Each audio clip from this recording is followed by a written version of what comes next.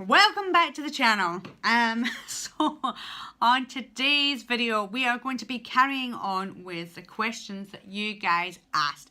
Thank you so much to everybody who has subscribed, who has liked, who has commented, who has watched my videos, who have messaged me and given me their stories, their thanks. I just appreciate it so much. It's the extra validation that what I'm doing here is really helping you. So thank you from the bottom of my heart. I really appreciate it.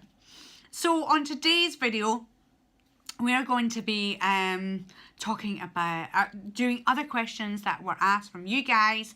So I'm going to crack right onto that. Now, one of the questions was, I'm just looking here, what are the core books that we need to source? Now, obviously it depends if you're doing primary or secondary. I'm doing primary, but I think there are some of the books that I've got here, they're going to be useful regardless if you're doing primary or not, primary or secondary. So for Aberdeen, this year, 2018-19, their core book was Reflective Teaching in Schools by Andrew Pollard et al., etc, etc, etc.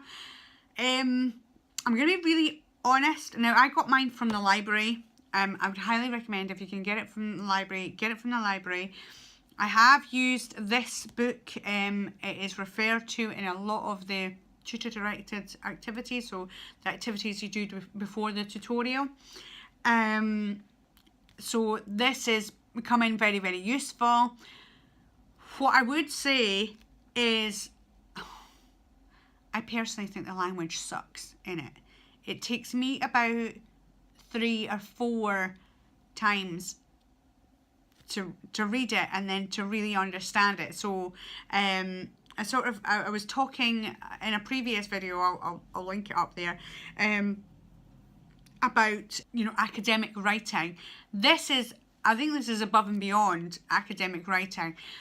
I think when eventually it starts to make sense, once you've read it, I would say probably once you've read it about twice, you start, and then you read it the third time, you're like, right, okay, I've totally got this, and it's like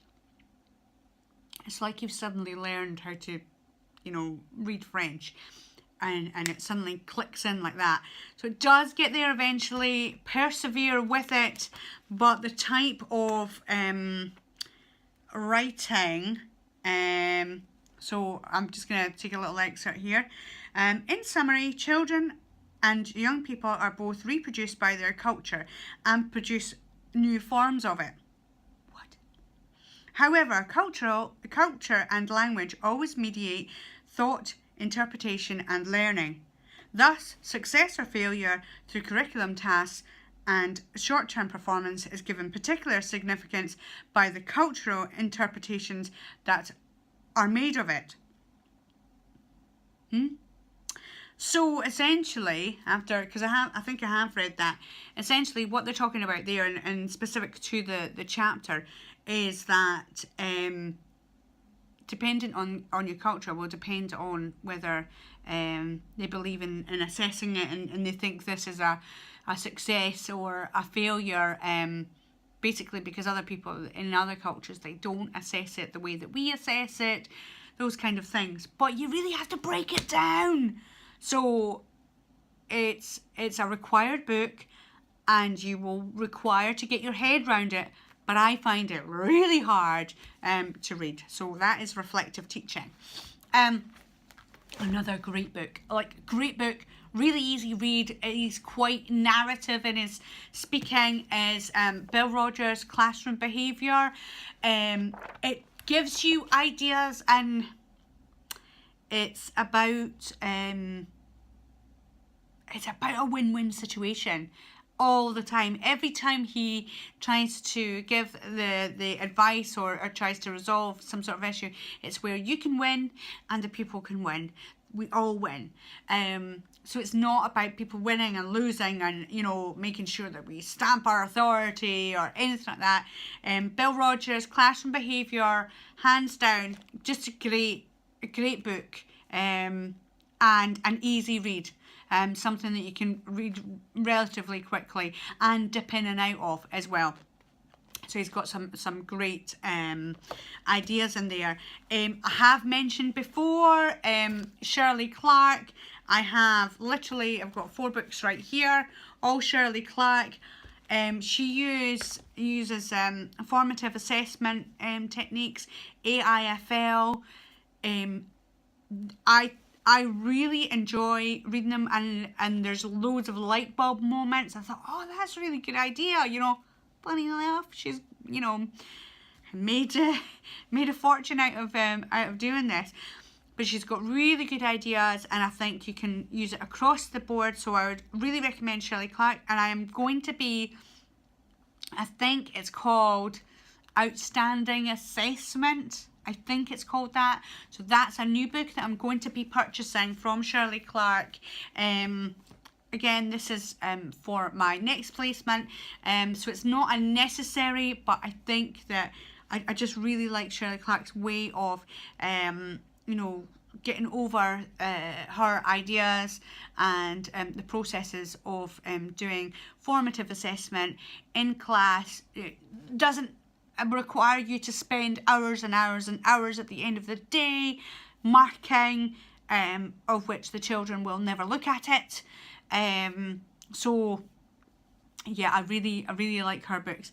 Apart from that, I would say everything else that I've found is either being online, you know, sort of online books through the library, or online journals, and they have been specific to whatever I've been dealing with. Jennifer Spratt, Sheila Riddle, Martin Rouse, Kevin Wright. These are all, I think, previous lecturers in different universities, or current lecturers as well. And they've written really good journals, articles on various different topics. So yeah, that's what I would say. And if you're, I know loads of people had, you know, the books for sale. I'm sorry if I'm ruining your sale, but I didn't need, you know, a whole ton of books. There is a book that I have borrowed from the library, and I haven't opened it once. Yeah, it's not great. But generally, you'll know which one you need by the sort of the activities that you're given, you know, in which you have to read the book. So just be careful when buying a whole load of books and spending a lot of money on books, because you'll start to have a feel for what you think is really useful and what might not be so useful. So anyway, guys, I hope that answers your question. Like I said before, just comment down below if you have any other questions. I'm always open to hearing your feedback. Thank you so much for watching. And guys, don't forget to be the best you can be. Bye.